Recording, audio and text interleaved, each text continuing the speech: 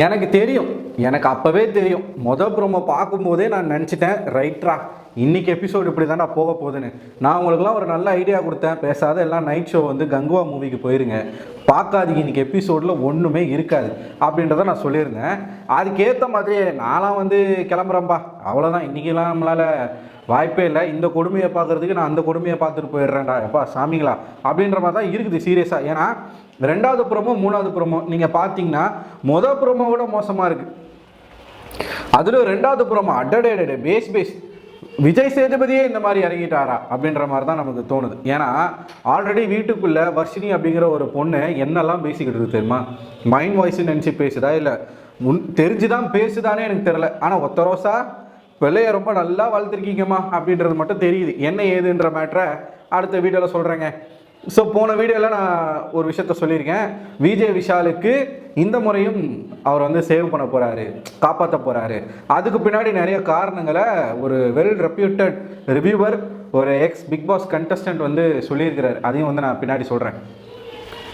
ரெண்டாவது ப்ரோமோ நீங்கள் பார்த்தீங்கன்னா எனக்கு செம்ம டென்ஷன் ஆகுது. அதாவது ஒரு விஷயத்த விஜய் சேதுபதி வந்து கேட்குறாரு, அது சரி நான் என்னமோ நீங்கள் பார்க்காத மாதிரி அதாவது இதாவதுன்னு சொல்லிக்கிட்டு இருக்கேன். விஜய் சேதுபதி என்ன கேட்குறாரு அப்படின்னா, பவித்ரா கிட்ட கேட்குறாரு, இந்த ரோலுக்கு பதிலாக இந்த ரோல் எனக்கு கிடைச்சிருந்தா நான் நல்லா பண்ணியிருப்பேன் அப்படின்னு நீங்கள் நினைக்கிற ரோல் எது அப்படின்னு கேட்கும்போது, பிரின்சிபலுடைய ரோல் எனக்கு கிடைச்சிருந்தா நான் நல்லா பண்ணியிருப்பேன் அப்படின்றத சொல்கிறாங்க. ஸோ அவங்க வந்து அவங்களுக்கு கொடுத்த அந்த கேரக்டரை சரியாக ஃபைனாக பண்ணலை. ப்ளஸ் அவங்களோட லவ் வந்து அங்கங்கே மூளையில் தான் இருந்த மாதிரி இருந்துச்சு. இப்போ வைஸ் பிரின்சிபலுக்கும் நடுவில் இருக்கக்கூடிய அந்த ஒரு லவ் சப்ஜெக்ட் வந்து பெருசாக தெரியல. இந்த சீசன்லேயே இவங்களுக்கு வந்து லவ் தாங்க பெரிய பிரச்சனையாக இருக்குது. இந்த லவ்னால தான் லவ் பண்ணி கண்டென்ட் வருதோ இல்லையோ, ஆனால் லவ்னு பேசி கண்டென்ட் கொடுத்துக்கிட்டு இருக்காங்க. பவித்ரா சொன்ன உடனே விஜய் சேதுபதி அவர்கள் வந்து என்ன சொல்கிறாருன்னா, என்கிட்ட நீங்கள் சொல்கிறீங்களா அது அப்படியே நேராக வைஸ் பிரின்சிபல் கிட்ட சொல்லுங்கன்னு சொல்லும்போது, இவங்க பவித்ரா வந்து வைஸ் பிரின்சிபல், அதாவது இப்போ பவித்ரா பிரின்சிபல், அவர் வைஸ் பிரின்சிபல், இவங்க வந்து கேட்குறாங்க, நமக்குள்ளே என்ன பிரச்சனைன்னு உங்களுக்கு தெரில, நமக்கு ஒரு குழந்தை இருக்குது அது கூட உங்களுக்கு தெரில அப்படின்றாங்க. டேய் டேய் டேய் டேய் என்னங்கடா சொல்கிறாங்க இவங்க. அவன் உடனே அருண் ஆஸ் யூஷுவல் அப்படியே வந்து மாதவன் மாதிரி அவர் வந்து அந்த பக்கத்தில் வந்து பேசுகிறார், இந்த ஸ்கூலை ஒரு நல்ல நிலைமைக்கு நான் கொண்டு வந்துட்டு அதுக்கப்புறம் நான் உன்னையும் வந்து நான் நல்லா பார்த்துக்கிறேன் அப்படின்ட்டு. இதுக்கு வந்து விஜய் சேதுபதி நின்று குலுங்கி சிரிக்கிறார். சொப்பாடின்னு இருக்குனுங்க. ரெண்டாவது ப்ரோமோ பார்த்து முடிச்சோமா, இந்த கொடுமை தாங்காதே. சரி மூணாவது ப்ரோமோலையாச்சே தான் நடக்கும் அப்படின்னு பார்த்தா, மூணாவது ப்ரோமோவில் என்ன நடக்குதுன்னு பார்த்தீங்கன்னா, இவங்க ஒரு ப்ராங்க் ஒன்று பண்ணாங்கல்ல, அந்த ப்ராங்கை ரிவீல் பண்ணுறாங்க. ஆக மொத்தத்தில் இன்னைக்கு நாள் முழுக்க எப்படி போக போகுது அப்படின்னு பார்த்தீங்கன்னா, இந்த ஸ்கூல் டாஸ்க்கு வச்சு தான் ஓட்ட போகிறாங்க, ப்ளஸ் அந்த ப்ராங்கை வந்து ரிவீல் பண்ண போகிறாங்க. இது தான் நடக்க போகிறது. ரியா வந்து எவிக்ட் ஆகியிருக்காங்க அப்படின்ற ஒரு விஷயம் வந்து வந்துக்கிட்டு இருக்கு. ஸோ இன்னும் அது உறுதியாகலை. மோஸ்ட்லி அவங்கள தான் இருக்க வாய்ப்பு இருக்குது. ஏன்னா அவங்களுக்கு வந்து அந்தளவுக்கு ஓட்டிங் வரல அப்படின்ற ஒரு காரணத்தினால ரியாவை எடுக்கிறாங்கன்ற மாதிரி சொல்கிறாங்க. ப்ரோமோ இன்னைக்கு எபிசோடில் இது வந்து நடக்க போகுது. அதாவது இந்த 3 விஷயங்கள் தான் நடக்க போகுது. அதை தாண்டி பெருசாக ஒன்றும் இருக்க போகிறது கிடையாது.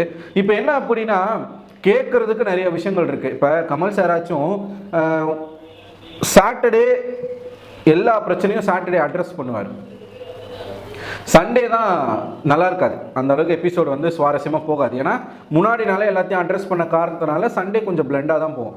எலிமினேஷனு அப்படி அந்த மாதிரி கதை சொல்கிறது, புத்தக பரிந்துரை இந்த மாதிரி போகும். சரிங்களா, சாட்டர்டே அவர் எல்லாத்தையுமே அட்ரஸ் பண்ணி முடிச்சிருவார். ஆனால் இந்த சீசனில் தலைகீழாக சாட்டர்டே எதையுமே அட்ரஸ் பண்ண மாட்டாங்க.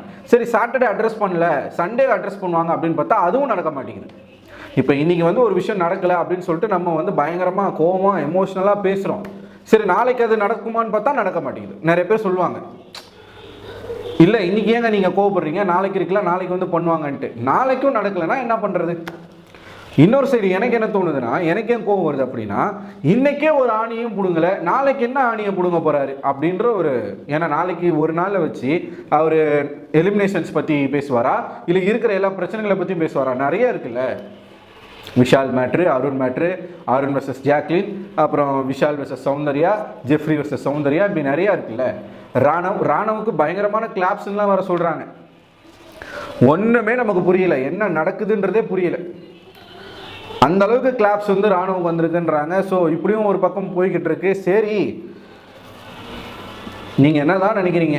எனக்கு ஒன்றும் புரியல. எனக்கு வந்து ரொம்ப டிசப்பாயின்மெண்ட்டில் இருக்கேன் நான். எனக்கு என்ன பேசுறதுன்னு கூட தெரில. ஸோ நீங்கள் என்ன நினைக்கிறீங்கன்றதை கமெண்ட் பாக்ஸில் கமெண்ட் பண்ணுங்கள். அடுத்த ஒரு வீடியோவில் உங்களை சந்திக்கிறேன். அதுவரை உங்களிடமிருந்து விடைபெறுவது நான் அரவிந்தன்.